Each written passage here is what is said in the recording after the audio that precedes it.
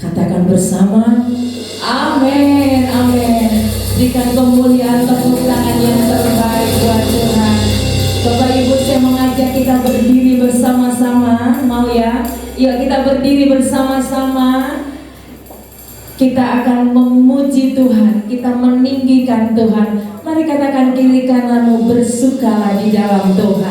haleluya.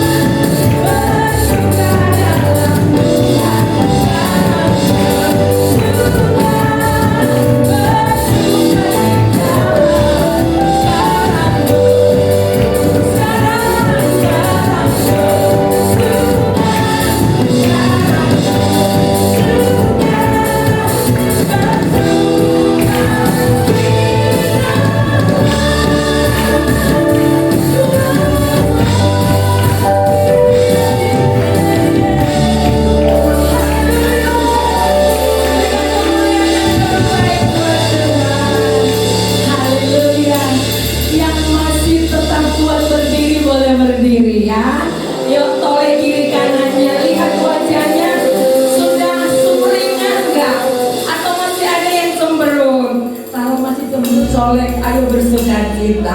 Amin. Ya, lepaskan sukacita Tuhan. Haleluya, terus menyanyi buat Tuhan. Amin.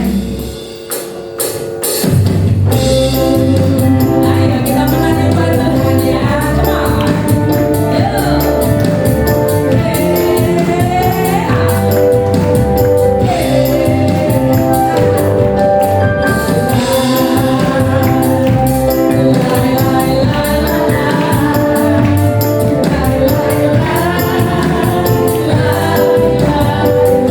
Yesus ku cinta.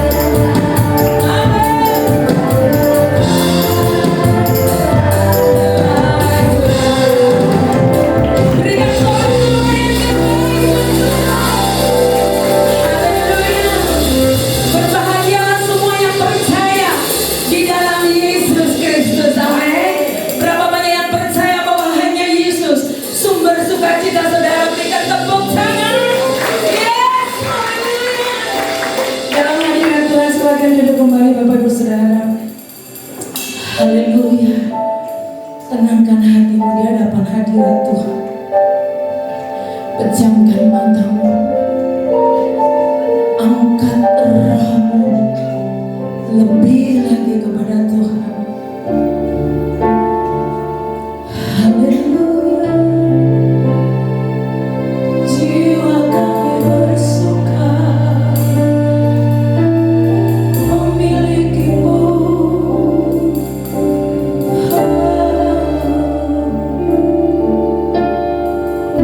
Yes, hadiratmu penuh di sini. Semua menjaga mana. Saya akan nyanyikan pujian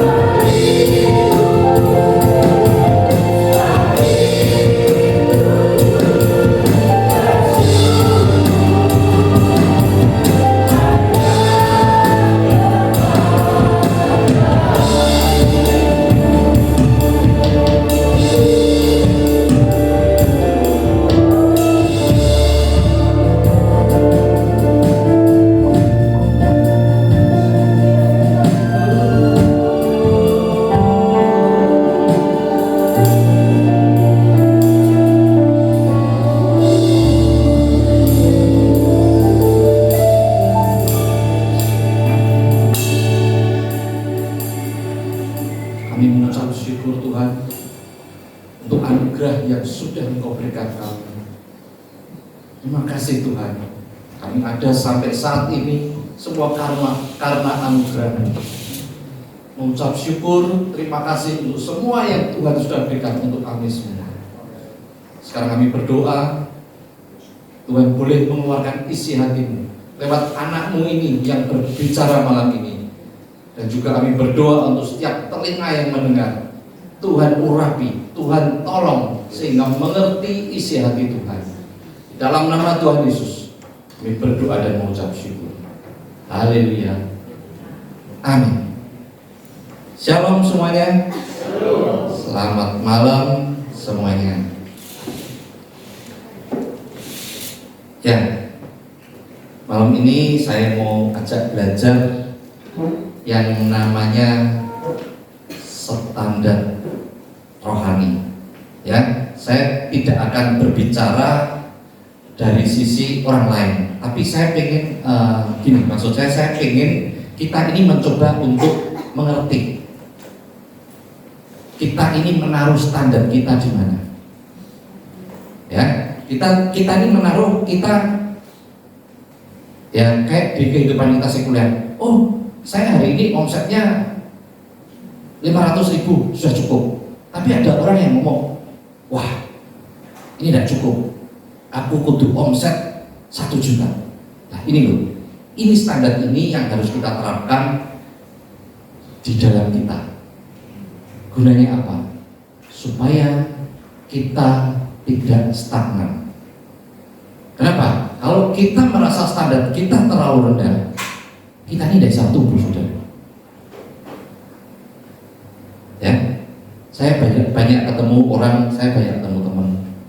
Di saat kita melayani pertama, banyak ngomongnya gini, oh aku sudah ke gereja kok, saya setiap minggu pergi ke gereja. Nanti saudara, ini jadi satu standar. Jadi satu standar, di mana seakan-akan kita ke gereja itu sudah cukup. Artinya apa? Kita di situ sudah cukup dan kita tidak akan bertumbuh. Sedangkan Tuhan minta kita semua bertumbuh terus. Kalau kita cukup puas dengan aku sudah minggu ke gereja, oh aku sudah sekarang sudah visitasi, oh aku sudah melayani ini, melayani itu. Saudara, standar kita masih terlalu jauh dari yang Tuhan inginkan. Tuhan punya standar yang sangat tinggi buat kita, tapi kadang kita tidak ngerti. Kita merasa, wis lah, aku ngene yo iso mangan, aku ngene yo iso urip, aku ngene juga bisa melakukan banyak hal. Tapi pertanyaannya, apakah itu sejalan dengan pikiran Tuhan? Ya, oke. Nah, saya mau cerita satu hal. Standar yang pertama ini, ya, yang tadi saya cerita ini kasus banyak orang, kasus hampir pada umumnya. Apa itu? Kita hanya mencari Tuhan di saat kita butuh pertolongan. Ingat cerita 10 orang kusta? Ada 10 orang kusta datang ke Tuhan, minta disembuhkan. Disembuhkan tidak sama Tuhan? Sembuh ya? Tapi berapa orang yang kembali? 1 orang. 9-nya yang mana? Dia tidak mencari Tuhan. Hanya 1 yang kembali cari Tuhan. Ini hampir rata-rata orang Kristen ada di standar ini. Aku sakit, Tuhan tolong aku Aku mau ujian besok, Tuhan tolong saya. Aku ngadepi masalah, Tuhan tolong. Jadi apa? Kita hanya menganggap Tuhan ini sebagai penolong dalam hal duniawi. Oke, kita lihat di Lukas 17 ayat 15 sampai 17. Kita baca bareng-bareng.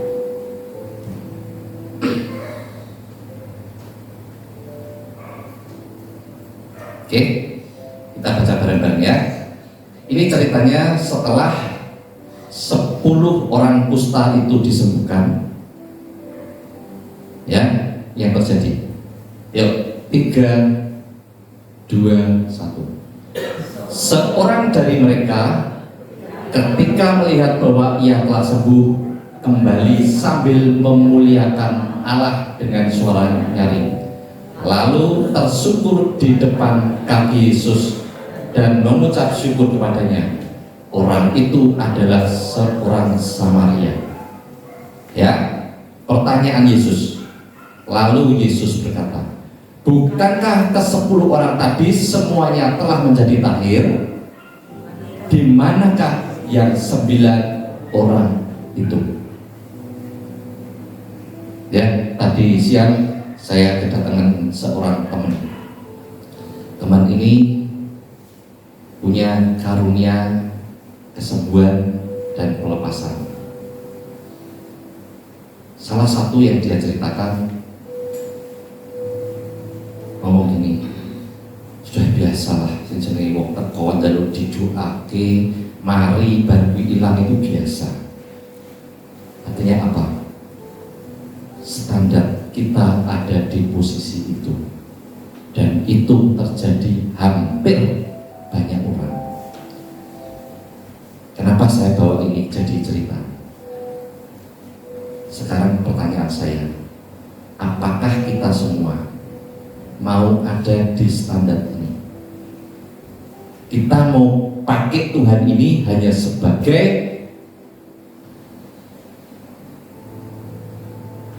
tukang tambal kebutuhan kita. Nah, ini loh yang mau saya sampaikan. Ini message-nya ini.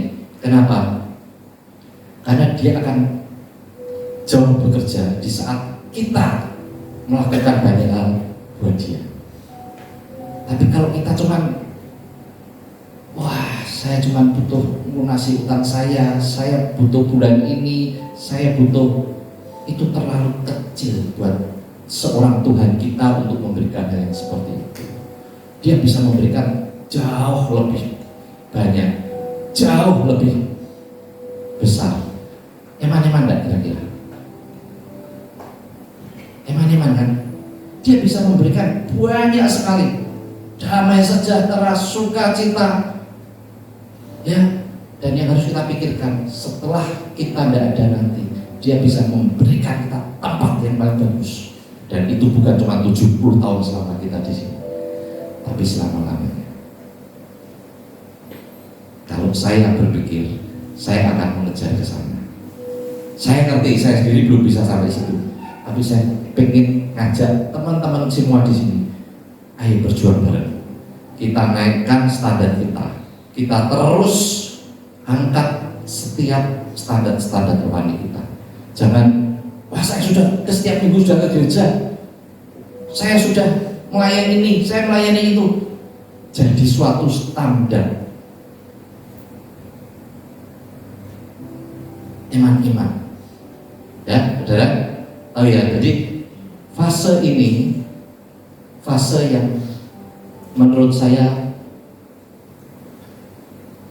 banyak orang, standar ini banyak orang ambil gitu ya. Kita sekarang ngomong standar berikutnya. Standar berikutnya, nah ini ada lagi. Setelah tadi orang ngomong, aku sudah ke gereja kok, ada lagi orang ngomong gini, aku sudah baca firman. Lalu seakan-akan saya sudah baca firman ini sudah sebagai satu standar lagi.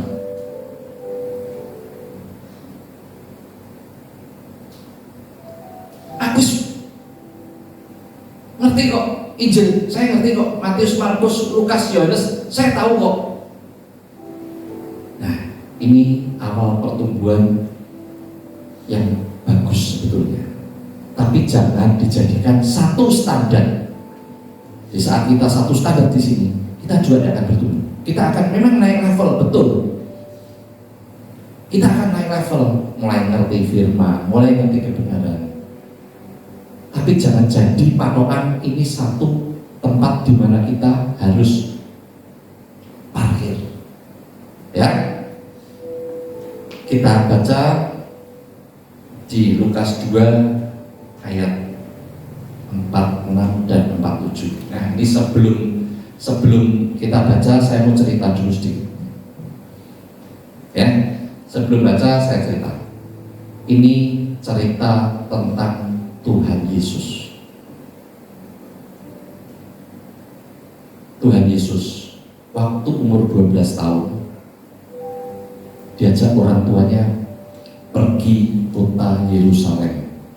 Dia diajak merayakan Paskah, dan itu dia lakukan setiap tahun. Ya, diajak orang tuanya untuk merayakan Paskah.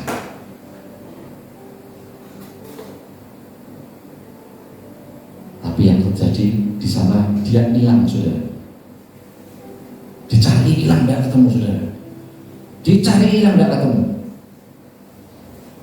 Ketemu setelah 3 hari. Ya, kita baca sama-sama ya.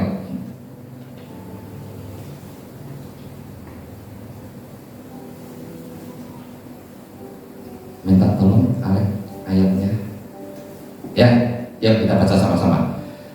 Sesudah 3 hari mereka menemukan dia dalam bait Allah. Ia sedang duduk di tengah-tengah alim ulama sambil mendengarkan mereka dan mengajukan pertanyaan-pertanyaan kepada mereka.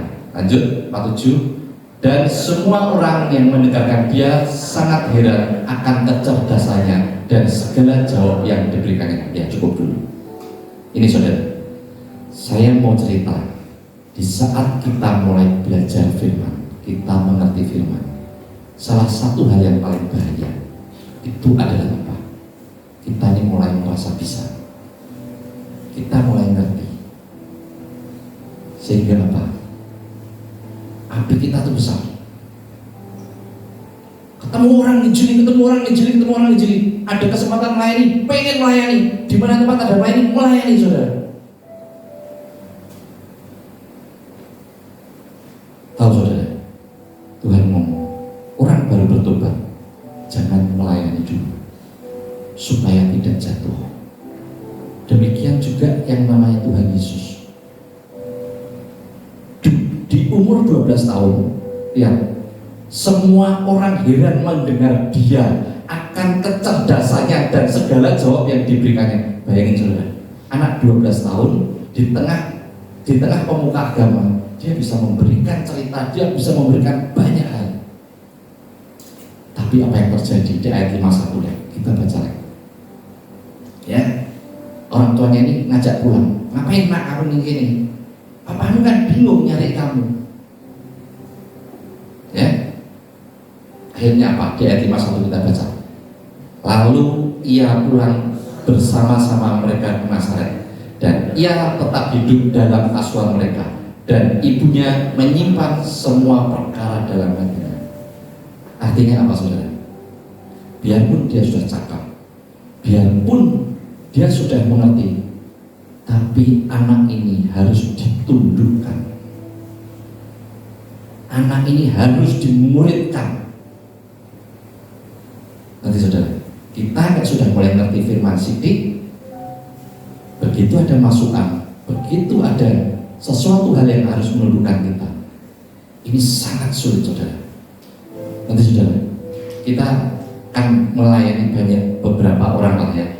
Orang yang sudah mulai ngerti firman, itu sangat sulit kalau istilahnya diberi masukan, ditundukkan, itu sulit. Kenapa? Dia merasa sudah bisa, dan ini fase yang paling bahaya. Saudara, saya dulu itu bisa naik sepeda motor sebelum teman-teman saya bisa. Jadi naik sepeda motor bebek itu, kan bebek itu tengahnya ada itu ya, apa ada lubangnya dulu. Jadi naik atas, naik saddle itu saya tidak bisa saudara, karena tidak nyadar. Jadi naik sepeda motor itu saya masih duduk di bawahnya, di kakaknya itu, ya. Belajar sebentar belajar. Nah, baru belajar sebentar saudara, ngerti yang terjadi apa? Rumah saya itu dulu sama jalannya di atas, rumahnya di bawah. Jadi ada tanjakan nih, ditanggul supaya banjir tidak masuk, ya, supaya banjir tidak masuk. Tapi saudara, karena kita punya sepeda motor, tanggulannya ini dikasih jalan. Nah, saya waktu itu naik sepeda motor Yamaha V80, mungkin ada yang masih ingat kalau itu.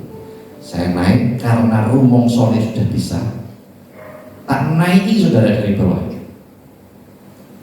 Dulu waktu belum bisa tak tuntun, tak suruh.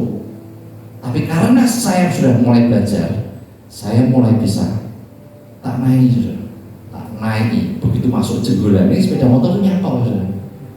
Begitu nyantol apa? Tak gas toh. Tak gas gede. Begitu tak gas gede, apa yang terjadi saudara?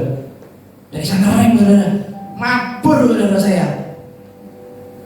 Was, nabraklah semua yang di depannya dan hancurlah kaki saya saudara. Kenapa saudara kok saya itu?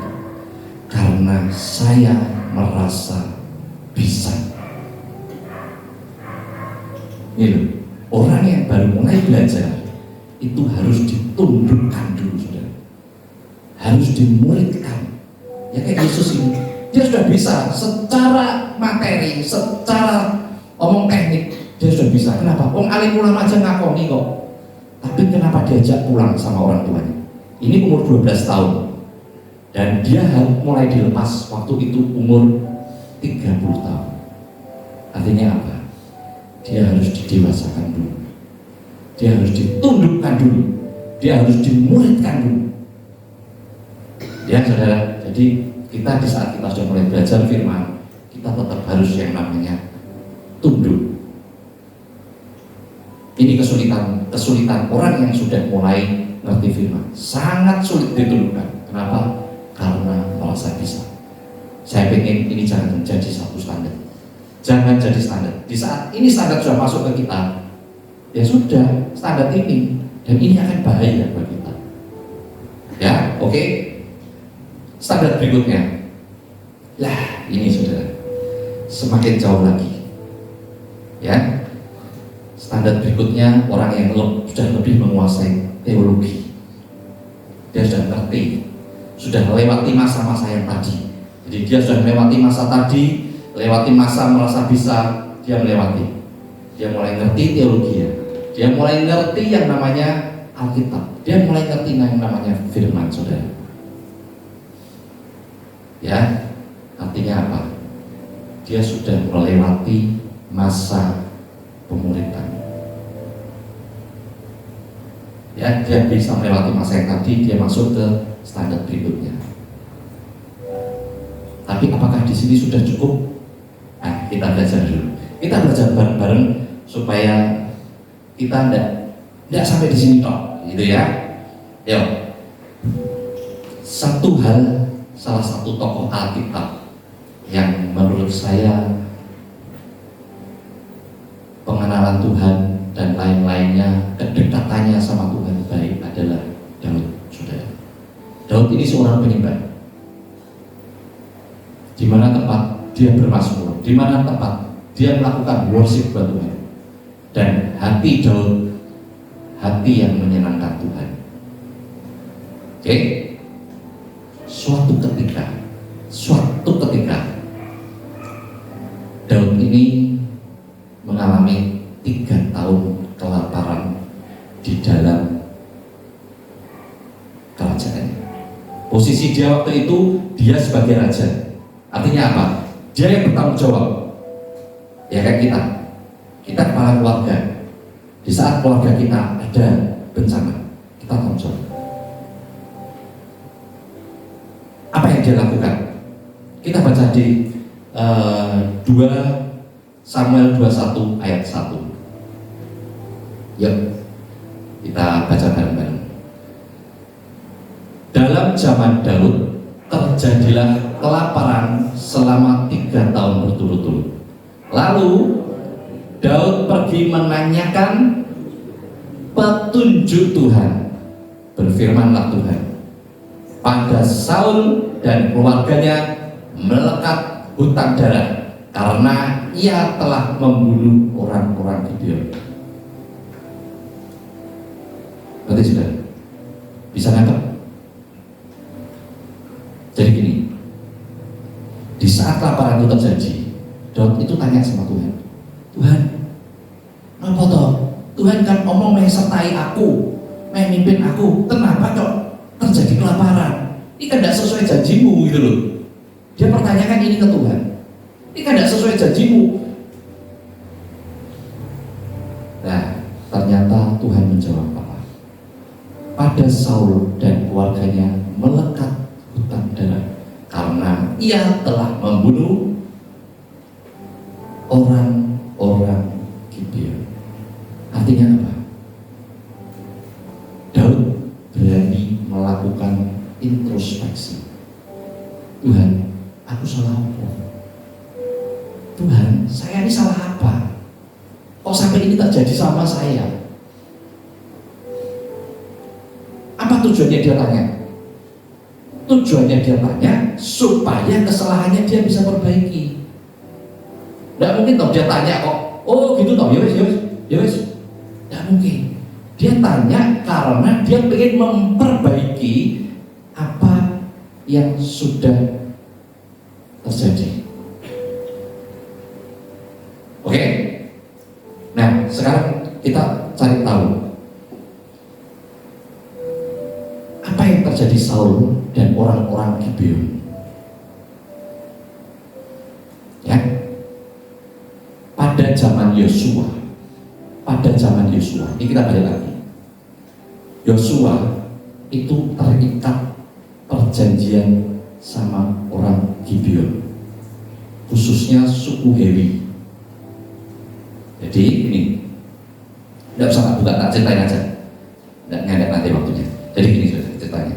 Setelah Yosua mengalahkan Yeriko, ya, ngalahkan Yeriko itu kan dengan cara yang sangat ajaib, dengan puji-pujian, sorak kemenangan, temboknya hancur.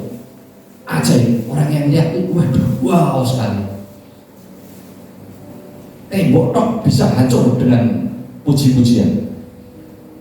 Ya, makanya di sini kita banyak ngajak teman-teman, banyak muji, banyak nembak. Kita hancurkan tembok-tembok masalah kita. Ya, 1. Yeriko. Setelah Yeriko, dia berperang namanya sama Ai, bukan Ai tante ya, tapi Ai kota. Ai nama kota. Ya, dia berperang, pertama kalah, dia minta tanda, akhirnya ada 2 orang yang melakukan kesalahan di dalam tubuh Yosua, sehingga kesalahan itu ditumpas sama Yosua. Abner bin Kan, nah, dia mencuri barang yang harus dikhususkan Tuhan, sehingga mengakibatkan Yosua ini kalah. Setelah Abner bin Kan ditumpas, akhirnya apa? Diulang, dia menang. Akhirnya apa? Yosua menumpas Yeriko sama Ai. Setelah Yeriko sama Ai dikalahkan, sebelahnya lagi itu namanya Gibeon, saudara. Penduduk Gibeon ini takut, saudara. Begitu takut, apa yang dia lakukan? Dia melakukan strategi, dia melakukan tipu-tipu. Apa yang dia lakukan? Dia bawa barang-barang yang rusak, pelana-pelana yang sudah kotor, barang-barang yang makanan-makanan yang rusak, dia naikkan keledainya. Dia datang ke Yosua, ngomong gini sama Yosua, Yosua, aku ini dari penduduk jauh. Lihat toh, pakaianku compang-camping, posisiku sudah kelaparan. Aku ingin mengikat perjanjian sama kamu. Intinya apa? Intinya dia itu takut sama Yosua. Yang jadi masalah di saat Yosua melihat itu, dia tidak tanya Tuhan. Yosua mengikat perjanjian sama kaum Hewi, orang Gibeon. Yang mengikat perjanjian, apa perjanjiannya? Dia tidak akan menumpas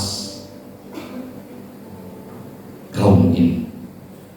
Dan dia melakukan perjanjian ini di hadapan Tuhan. Dan di saat orang Israel ini sudah melakukan perjanjian ini akan turun-temurun sampai perjanjian itu dihapus. Sampai zamannya Saul, sampai zamannya Daud, perjanjian ini masih berjalan. Karena tidak ada penghapusan dan tidak ada istilahnya perjanjian ulang. Tapi Saul untuk kepentingannya dia, bangsa Gibeon itu dibunuh, saudara. Nanti, jadi ada kesalahan di waktu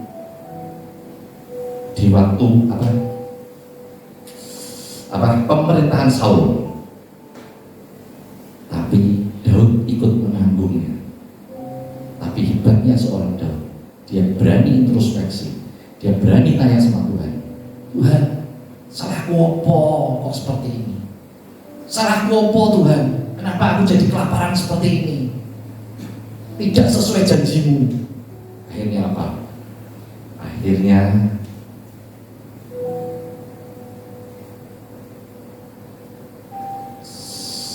Daud mendatangi Gibeon. Apa yang mau kamu lakukan supaya kami boleh menebus dosa kami?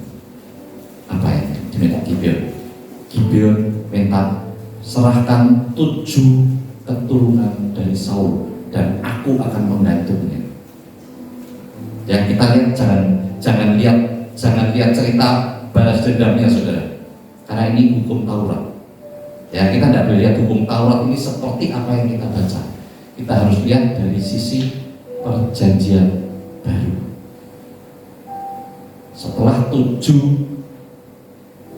orang ini digantung dari kaum Saul, keluarga Saul, akhirnya kelaparan mereda. Artinya apa? Di sini saya melihat seorang Daud berani introspeksi. Nah, ini satu standar di mana standar ini sudah jauh di atas standar yang lain. Ya, tapi saudara, apakah itu berarti sudah benar, sudah cukup? Tidak, saudara. Karena di fase ini juga banyak orang yang memanipulasi. Di saat kita ngerti teologi, di saat kita ngerti banyak hal, kita tuh banyak memanipulasi untuk kepentingan kita yang lain. Ya, jadi saya cuma mau tunjukkan standar ini, standar yang jauh lebih baik. Tapi bukan di sini titik yang kita kejar.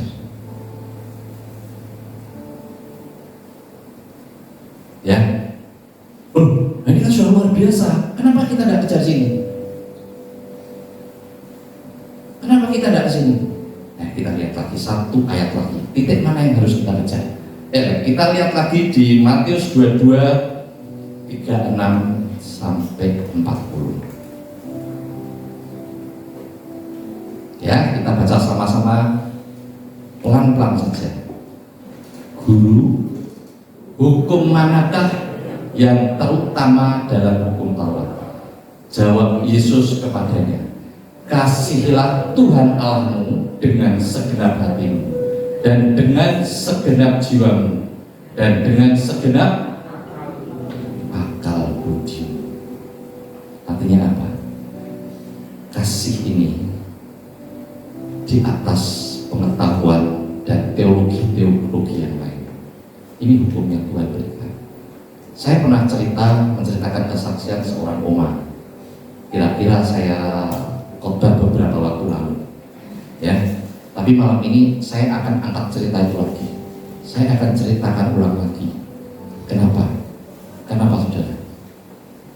Karena saya sendiri pengen ngejar. Saya punya hati yang seperti oma ini. Ya, gini ceritanya, saudara. Ada yang masih ingat mungkin? Atau mau menceritakan di sini? Ya, tak ceritakan ulang yang cerita Oma itu, saudara. Jadi saya tidak mengalami cerita ini sendiri, tapi dapat cerita ini dari seorang teman. Teman ini habis melayani seorang Oma. Oma ini memang anak Tuhan. Dia orang yang setia, orang yang ikut Tuhan lama. Tapi dia tidak terlibat banyak di banyak pelayanan. Jadi dia tidak tampil dalam pelayanan, sehingga orang tidak melihat dia tidak perform lah, istilahnya performnya itu tidak ada lah kata ini. Tapi dia setia sama Tuhan. Suatu ketika Oma ini ditinggal mati suaminya. Oma ini mungkin waktu itu umur sekitar, saya udah lupa, kalau tidak salah 70, 80-an, kalau tidak salah umur 70-an. Ya, singkat cerita, Oma ini dapat tinggalan emas dari suaminya. Setelah dapat tinggalan emas dari suaminya, dia setelah tidak sampai berapa lama, dia cerita, emas saya hilang. Tanya nih sama teman saya ini, loh, tante ditaruh di mana emasnya? Emas itu ditaruh di bawah bantal. Berapa banyak? 1 kilo. Kaget saudara, yang dengar itu gubrak saudara. Emas 1 kilo itu nih ngomong 1 juta, wah ini tante yang tahu. Berapa sekarang tante emas? 1 gramnya berapa? 1,7 berarti saudara. Kalau duit sekarang emas ini 1,7 ya, ditaruh di bawah bantal. Hilang saudara. Begitu hilang,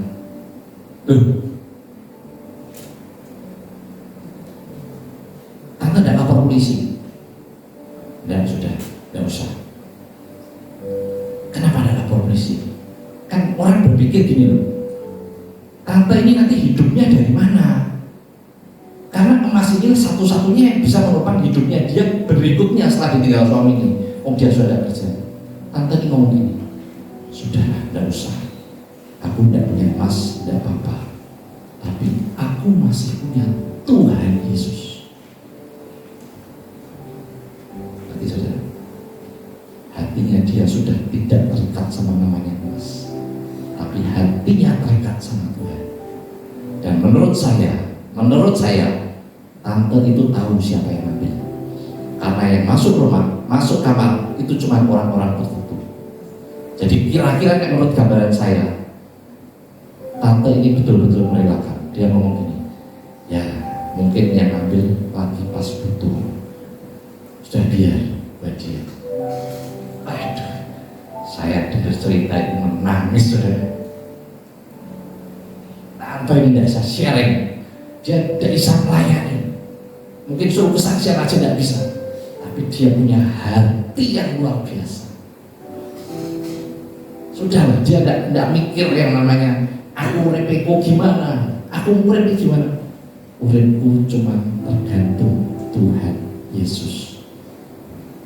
Begitu saya dengar cerita itu, saya ngomong sama Tuhan, Tuhan, aku pengen punya hati yang kayak gitu. Biarpun hari ini saya belum bisa seperti itu, biarpun saya masih belum seperti itu, tapi saya pengen berjuang. Saya ada di situ. Apa itu saudara? Kasih yang luar biasa. Mau teman-teman semua naikin standarnya sampai di tempat ini. Kita sudah tidak terikat sama badan kita, kita tidak terikat sama ego kita. Ini yang dimaksud penderitaan untuk kemuliaan. Kita menderita untuk melepas hak-hak kita. Yang hak bisa jalan-jalan, tidak jalan-jalan. Hak bisa senang-senang, tidak senang-senang. Yang hak untuk bisa sombong, kita lepas. Hak untuk ego, kita lepas. Untuk apa? Cari kemuliaan. Nah, inilah penderitaan yang Tuhan minta untuk kita. Inilah tema kita tahun ini. Ya, jadi kita kurang menderita diajak disabet seperti disalib, tidak. Tapi kita harus menderita untuk melepas hak-hak kita. Kita bisa melakukan senang-senang, kita bisa ini bisa itu, tapi kita harus melepas. Kita bisa melepas, kita mencari hatinya Tuhan. Ya, standar ini ya. Saya mau ajak teman-teman kejar di situ. Ya, kita tunggu bareng, kita sama-sama belajar firman bareng, kita sama-sama bertemu bareng. Kita ajak para teman-teman musik untuk nyembah dulu. Saya ajak untuk berdiri bareng, kita nyembah sebentar. Kau menunggu hidupku, Tuhan Engkau memilihku.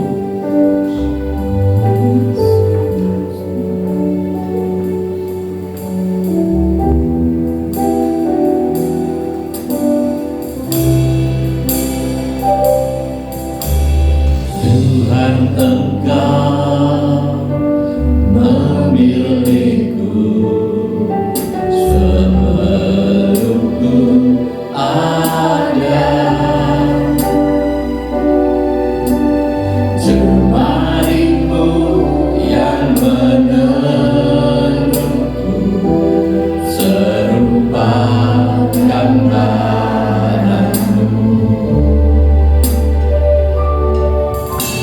Sebelum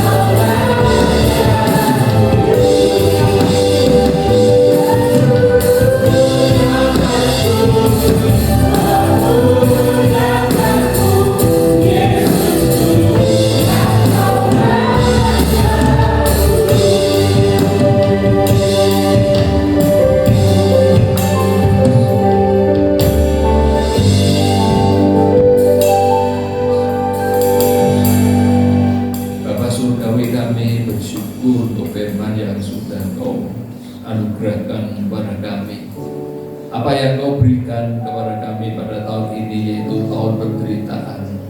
Tuhan, Kau sudah paparkan firman-Mu bahwa Tuhan, kami mau meneladani Engkau untuk melepaskan hak. Bahkan Tuhan, kami rela dirugikan. Seperti Tuhan kesaksian dari seorang anakmu, seorang ibu tua yang kehilangan emas 1 kilo, tetapi dia rela Tuhan, kami berdoa, kami ingin memiliki hati yang seperti itu.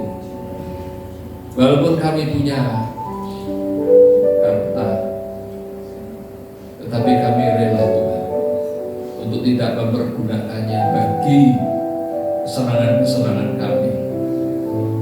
Beri kami kekuatan, ya Tuhan Roh Kudus, agar supaya kami mencapai standar rohani yang sudah Kau tetapkan. Tuhan, tolonglah kami. Kami manusia yang rapuh, kami manusia daging. Tidak mungkin kami bisa melakukan itu dengan kekuatan kami sendiri. Mohon pertolongan Roh Kudus untuk memberikan kekuatan. Kami berdoa Tuhan, berkati hamba-Mu, tambah-tambahkan anugerah, hikmat, marifat, dan terutama Tuhan, kemauan untuk menundukkan diri sama seperti Yesus yang mau diajar selama 30 tahun, supaya pada akhirnya Tuhan Yesus sudah memiliki mental untuk bertahan walaupun ada di dalam penderitaan, tetapi mau tunduk dan melakukan kehendak-Mu. Terima kasih Tuhan untuk semuanya ini. Yang dalam nama Tuhan kami Yesus Kristus kami sudah berdoa dan mengucap syukur. Amin. Saudara silakan duduk. Saudara, ada teman kita, saudara kita yang hari ini ulang tahun, Pak Agus. Monggo Pak Agus, silakan. Kita doakan ya saudaraku. Walaupun nama saya kulitnya beda ya saudara, tapi kita di dalam Tuhan hatinya tidak beda saudara. Hati saya tetap ya putih, hati dia putih.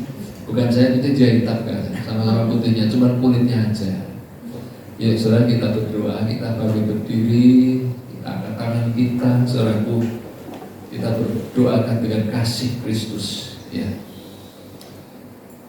Bapa kami, jemaat-Mu, kami tengah mendoakan Tuhan saudara kami Pak Agus yang pada hari ini ulang tahun. Kami mohonkan anugerah dan kasih karunia-Mu untuk Tuhan memimpin saudara kami ini terus melayani Engkau dengan kesetiaan, dengan kesederhanaan, dengan ketertundukan, dengan hikmat-Mu Tuhan. Pakai hamba-Mu ini baik di dalam keluarga maupun di dalam pekerjaannya sebagai pengajar maupun dalam pelayanannya.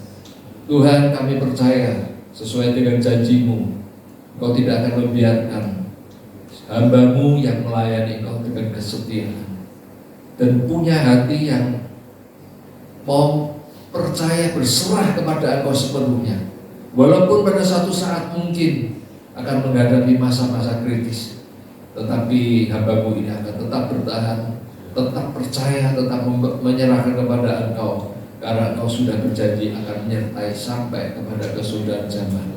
Terima kasih Tuhan. Sekali lagi jemaat-Mu memberkati Pak Agus dan keluarganya.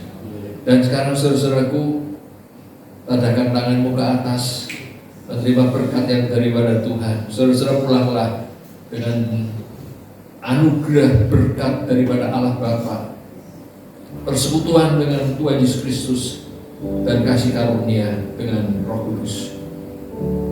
Tuhan memberkati, Tuhan menyertai, Tuhan menyinari engkau dengan wajah-Nya dan memberikan engkau kasih karunia.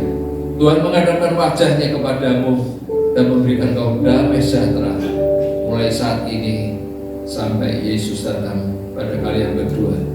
Mari kita sama-sama katakan amin. Oh, sorry, ada satu Ibu Rosi.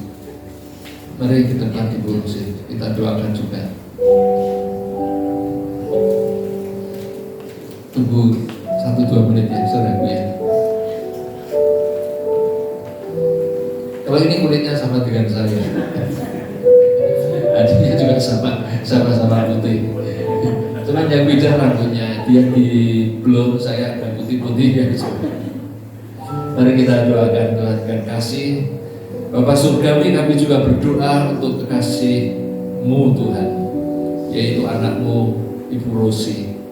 Tuhan, kiranya Kau juga memberkati di dalam hidupnya, Kau beri kekuatan sehingga dia bisa menjadi teladan di dalam keluarganya, menuntun, membimbing seluruh keluarganya untuk datang kepada Engkau, untuk taat kepada Engkau, untuk takut kepada Engkau.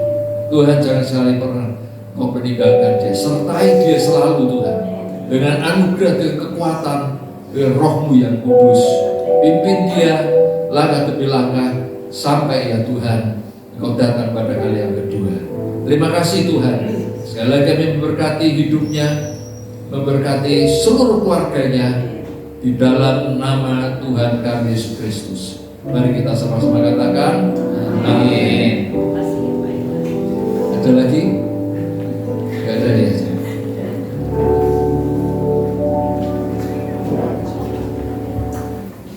Baik Bapak Ibu, sebelum pulang ada pengumuman tiap hari Kamis jam 11 siang ada menara doa di tempat ini.